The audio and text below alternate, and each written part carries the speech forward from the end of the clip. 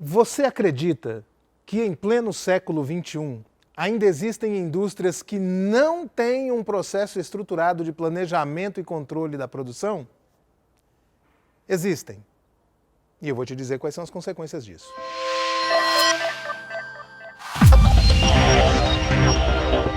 Damas e cavalheiros, eu sou Marco Salvo, mestre do RP, e quero falar hoje com você a respeito de planejamento e controle da produção.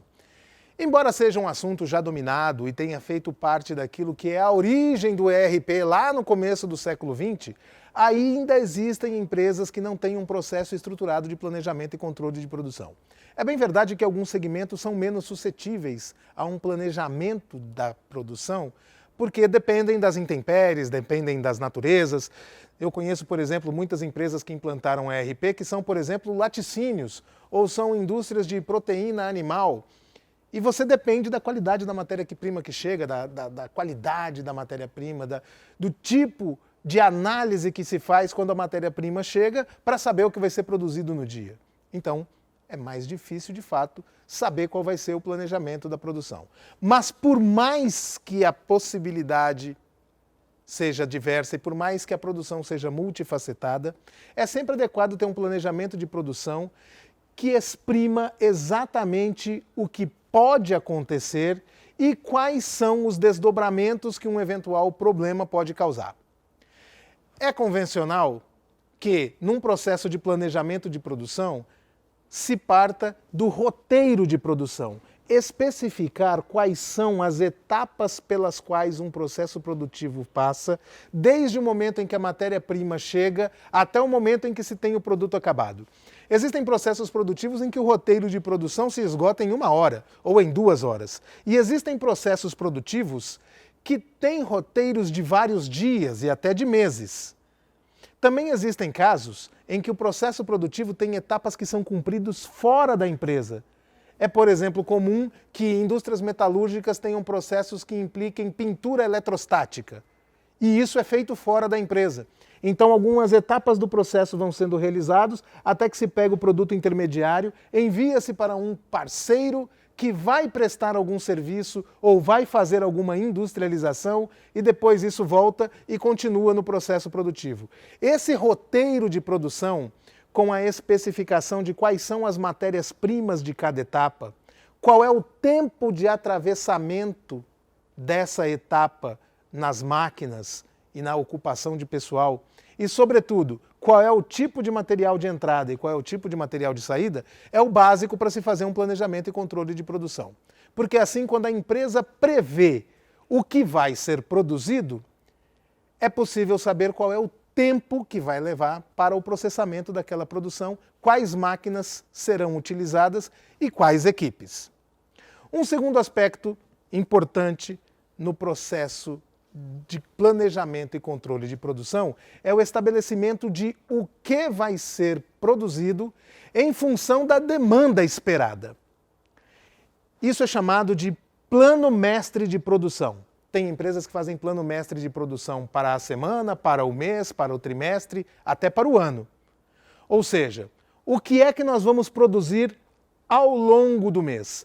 Para se chegar a esse conteúdo, é preciso analisar o giro das mercadorias ou dos produtos ao longo dos meses pretéritos e é preciso fazer uma projeção baseada nas metas da empresa e naquilo que a empresa espera de exploração no mercado para os períodos subsequentes. Nos bons ERPs, sempre há a forma de se configurar uma métrica para que o sistema faça uma sugestão de plano mestre de produção, que naturalmente pode ser ajustado pelas pessoas de acordo com aquilo que vai ser a projeção de fato da empresa e aquilo que ela pensa em fazer. Porque tem muitas coisas que, por exemplo, escapam ao ERP. Se a empresa, por exemplo, quer entrar em um novo segmento de mercado ou quer passar a exportar se antes não exportava, isso diz respeito a uma ação humana e não a um cálculo frio baseado no giro do passado ou na projeção do mercado para o futuro.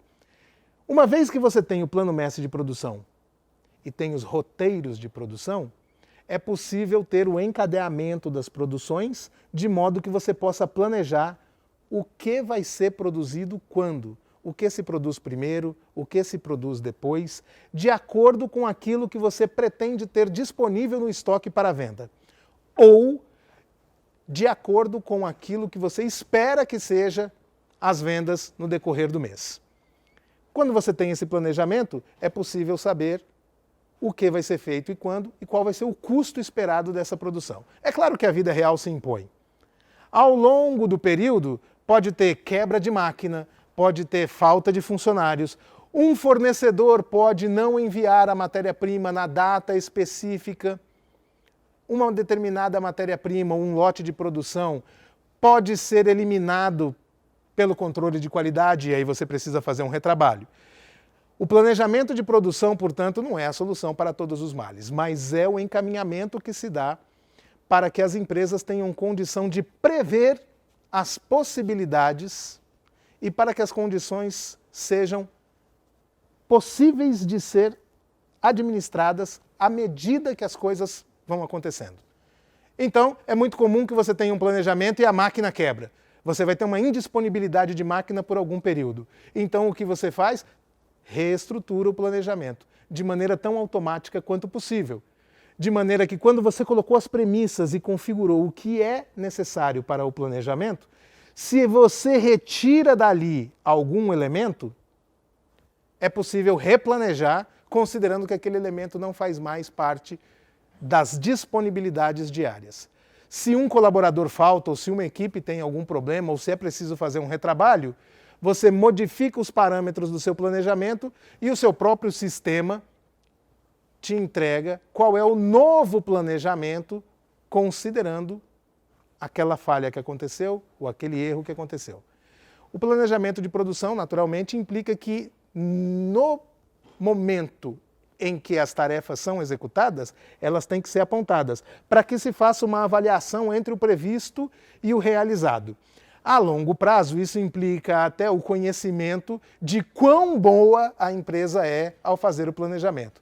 Porque se a empresa faz um planejamento que nunca consegue ser minimamente realizado, é porque está faltando uma expertise em planejamento. É preciso aperfeiçoar o planejamento. Por outro lado, nunca será possível executar 100% conforme foi planejado. E é nesse aspecto da administração entre o previsto e o realizado, do planejamento de controle de produção, que as empresas têm de se aperfeiçoar e têm de fazer um trabalho para que o planejamento seja cada vez melhor na medida do possível. Você tem uma boa experiência de planejamento de controle de produção? Você está apanhando com isso? Você está se divertindo com isso? Compartilhe aqui conosco, comente, vamos interagir. Eu sou Marco Salvo, mestre do ERP. Até breve.